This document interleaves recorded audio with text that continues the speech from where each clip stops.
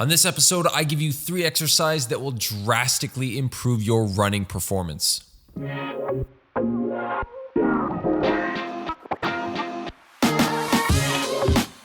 What is going on, everyone, and welcome to the Foundation First Fitness Show. This is episode 80, and we are going to kick things off right out of the gate. 3 exercises for you that I think will drastically improve your running performance. When it comes to, dryland training or, weight training for runners, it's usually just very much high reps, stability exercises, the typical lunging, squatting, things like that. These exercises are great. There's nothing wrong with those exercises. They're tried and true. They've stood the test of time, and honestly, they do deliver great results. When I look at individuals that are running that aren't really doing anything really for their running in terms of weight training, what I usually recommend is I try to give them a couple of exercises just to do on a regular basis so that they can almost test it out and see what works what works best for them. One of the things that I will say that I've noticed is that with a lot of my runners is when they've started to incorporate a lot of lower body postural exercises, not really just postural exercises, but really try to focus on the technique of the exercises, make sure the technique is sound, not so much on the weight. The improvements were much better, and they almost saw them come on a little bit quicker, so the onset was a lot faster, which I think is almost more beneficial. When you see something working, you're almost more likely to buy into that specific tactic. So enough of that. Let's get into the first exercise. So if you're watching this on YouTube, you will see clips. I'm going to drop in clips right now, the 3 exercises. For those of you, they're also going to be posted on Instagram. For those of you who are listening to this on the podcast, you can shoot over to my Instagram page, and it should be there by now. 3 exercises that are going to be great for runners. I'm going to be posting it with the talk. So the first exercise is a single leg hip bridge. The reason why I love this exercise so much is because it really separates the right leg from the left leg. You're able to really train almost that hip extension with that bent leg from that bent leg position. So you're getting the glute hamstring really activated. It challenges the core. Make sure that the core is engaged properly. If you don't have the core properly engaged, if you don't have that nice bracing going on in the TVA and internal obliques, you're going to be lacking a lot in this exercise. So you want to make sure you get that nice brace in.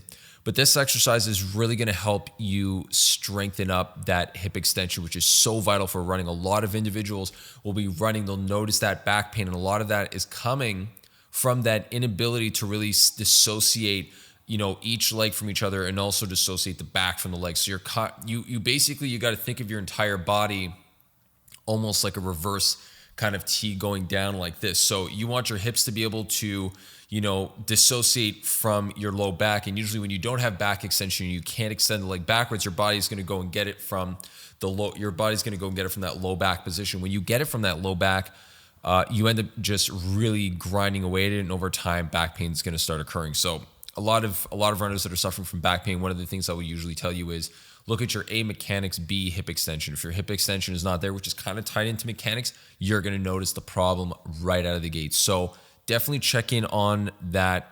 And one of the exercises I use to really clean that up is a single leg hip bridge.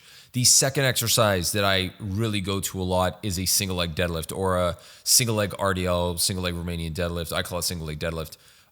Names don't really matter. I use them interchangeably. But nonetheless, what is really important about this exercise is that it really teaches you from that standing position how to stabilize that foot. So making sure that the plant leg, the foot that's on the ground, is really stable and you're getting that hip hinging. So hip hinging is essentially just bending at the hip and extending at the hip properly without using the low back. And in this case, because you're on one leg, you really have to learn how to not allow the other leg to almost fall with it.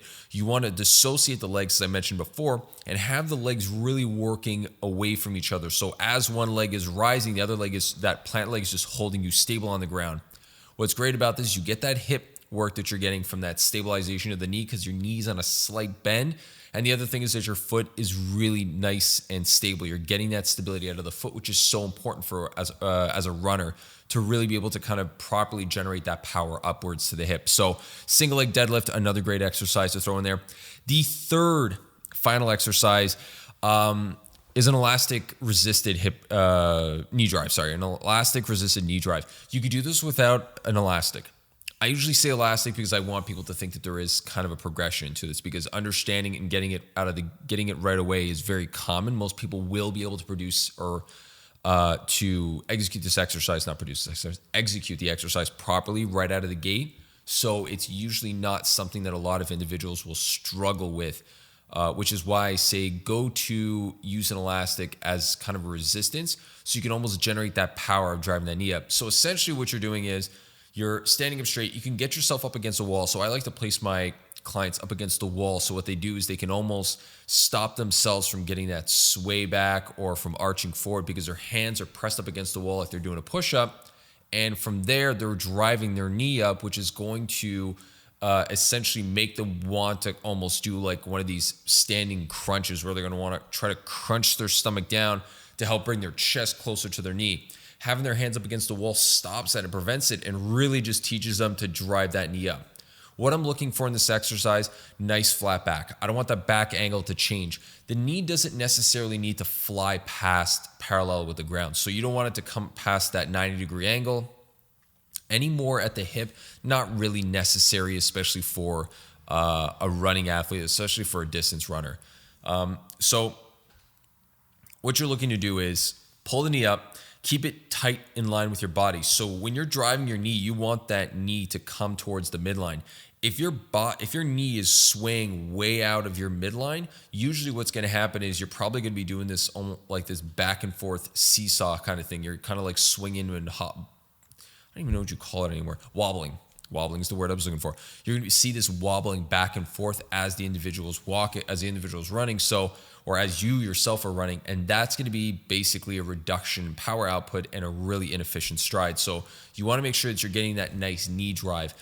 The other thing that's really great for is, as I mentioned in last episode, is when you do look to generate more power and when you're looking to increase your stride, driving your knee is one of the ways you do that. So you're going to get that from the single leg hip bridge. You're going to get that from the single leg deadlift, because you're going to be getting a lot of that extension. So your extension component is taken care of. Now we want to work on getting that flexion portion, which is basically the knee, the driving of the knee. When you drive your knee up higher, you can reach out further because your foot's higher up off the ground, taking longer to hit the ground. So it's in the air longer. As you move forward, it's covering a larger distance.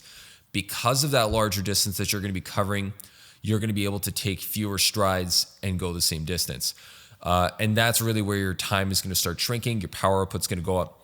If you watch a lot of competitive marathon runners and you almost watch them from the side, what I would like people to do is, you can go on YouTube and see a bunch of these clips, but if you watch someone that's running distance from the side, what you'll notice in that moment when they're running and you get that nice side profile is you'll see that knee comes up relatively high.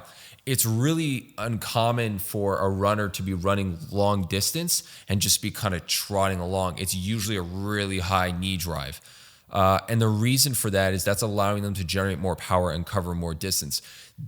In terms of the mechanics, it's hard for me to explain that over a podcast, but what I really like to tell people is you should be trying to create the widest range of control you can as a runner, so that as you're running, you're almost looking to increase your mechanical range, meaning that you want to create that longest range that you can control your knee at, control your leg at, and be absolutely perfectly strong, stable, and be able to generate power. That's where you're going to be seeing the biggest difference. That's where you're going to see a lot of the results come from.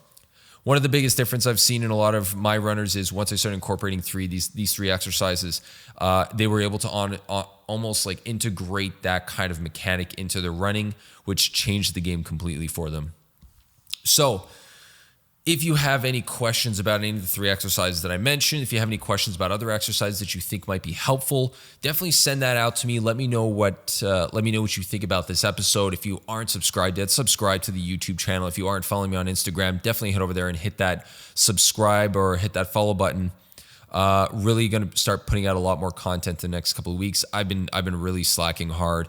Maybe not slacking. We've been trying to really push the business side of things a little bit, and it's kind of taken away some of that time, but we will definitely be rolling out a lot more content in the next couple of weeks and moving forward. So Get going with these exercises. Definitely let me know how they work for you. And until that next time, keep building that foundation. Take care, guys.